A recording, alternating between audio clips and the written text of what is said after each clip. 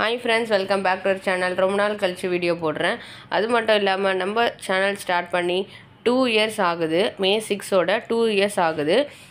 அதுக்கப்புறம் பார்த்திங்கன்னா இப்போ ரொம்ப ட்ரெண்டிங்காக போயிட்டுருக்க ஒரு விஷயந்தான் பற்றி பார்க்க போகிறோம். அது மட்டும் இல்லாமல் இர்ஃபான் பற்றி சொல்லவே தேவையில்லை. இர்ஃபான் வந்து ஒரு ஃபேமஸான யூடியூபர். அவரை வந்து தெரியாதவங்க ஆளே கிடையாது. அவங்க வந்து இப்போ ஒரு சர்ச்சையில் வந்து மாட்டியிருக்காங்க. அது எதனால நம்ம வந்து பார்க்க போகிறோம். வாங்க வீடியோக்குள்ளே போகலாம். இர்ஃபான் ஜெண்டர் ரிவீல் பண்ணியிருக்காரு. அதாவது யூடியூபர் இர்ஃபான் சர்ச்சை வீடியோ பற்றி தான் பார்க்க போகிறோம். சுகாதாரத்துறை சார்பில் சைபர் கிரைமில் புகார் பண்ணியிருக்காங்க அவங்க மேலே. வயிற்றில் வளரும் குழந்தையின் பாலினத்தை அறிவித்த விவகாரத்தின் யூடியூபர் இர்ஃபான் மீது நடவடிக்கை எடுக்க சைபர் கிரைமில் சுகாதாரத்துறை புகார் அளித்துள்ளனர்.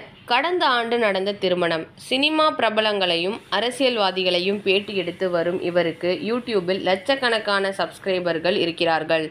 யூடியூபர் இர்ஃபானுக்கும் ஆலியா என்பவருக்கும் கடந்த ஆண்டு திருமணம் நடைபெற்றது. இர்ஃபானின் மனைவி ஆலியா தற்போது கர்ப்பமாக உள்ளார். தனது மனைவியின் வயிற்றில் வளரும் குழந்தையின் பாலினம் என்ன என்பது குறித்து யூடியூப் சமூக வலைத்தளங்களில் யூடியூபர் இர்ஃபான் வெளியிட்ட வீடியோ சமூக வலைத்தளங்களில் வெளியாகி கடும் சர்ச்சையை ஏற்படுத்தியுள்ளது.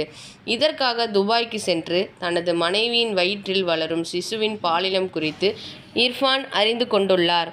இந்த வீடியோ எடுப்பது இந்தியாவில் இல்லை, இது வந்து துபாய்.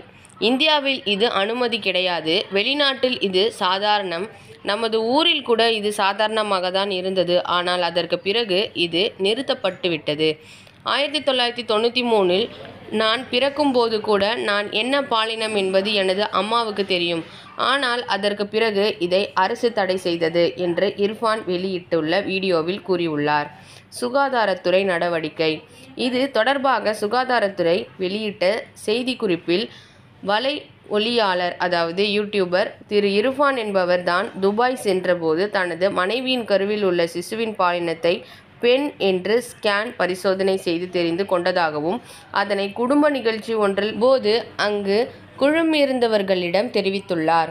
அந்த நிகழ்வினை ஒளிப்படமாக எடுத்து 19/5/2024 அன்று தனது யூடியூப் சேனலின் மூலம் வெளியிட்டுள்ளார். அதனை இதுவரை பல பார்வையாளர்கள் உலகம் முழுவதும் பார்த்தும் பகிர்ந்தும் உள்ளனர். மேலும் இந்தியாவில் சிசுவின் பாலினம் அறிவதும் அறிவிப்பதும் பாலின தேர்வை தடை செய்தல் சட்டம் 1994 PCP NDT act 1994 central act 57 of 1994இன் படி தடை செய்யப்பட்டுள்ளது. இத்தகைய செயலால் தமிழ்நாடு மட்டுமல்லாமல் அகில இந்திய அளவில் பெண் குழந்தைகளின் பிறப்பு விகிதம் குறையும். மேலும் பெண்களுக்கு எதிரான குற்றங்கள் அதிகமாகும் வாய்ப்புள்ளது.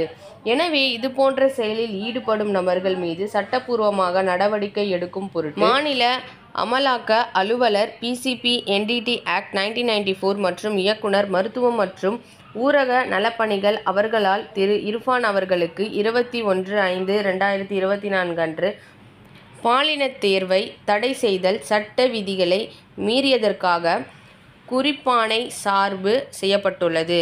மேலும் திரு இர்ஃபான் அவர்களால் வலையொலி செய்யப்பட்ட ஒளிப்படத்தினை சமூக வலைத்தளங்களிலிருந்து உடனடியாக நீக்கிட வலையொலி தளத்திற்கும் கணினி குற்றம் சைபர் கிரைம் பிரிவிற்கும் 21/5/2024 நாளிட்ட கடிதம் மூலம் அறிவுறுத்தப்பட்டுள்ளது. கருவின் பாலினம் அறிவதும் அறிவிக்கவும் செயலில் ஈடுபடும் நபர்கள் ஸ்கேன் சென்டர்கள் மருத்துவமனைகள் மீது இந்த அரசு கடுமையாக சட்ட நடவடிக்கை மேற்கொள்ளும் என்பதை இதன் மூலமாக தெரிவித்து கொள்ளப்படுகிறது. சட்டத்திற்கு மாறாக எந்த செயலையும் வந்து செய்யக்கூடாது. அப்படி செஞ்சாங்கன்னா நம்ம மேலே தான் ஆக்ஷன்ஸ் வந்து எடுக்கப்படும். ஸோ இந்த வீடியோ மூலயமா ஜெண்டர் ரிவீல் பண்ணதுனால அவர் ஃபேஸ் பண்ண ப்ராப்ளம் வந்து இந்த வீடியோவில் நம்ம பார்த்தோம். இதே மாதிரி வேறு யாரும் இந்த தப்பு பண்ணக்கூடாது. வேறு ஒரு பதிவில் நான் வந்து உங்களை மீட் பண்ணுறேன். அது வரைக்கும் நன்றி, வணக்கம்.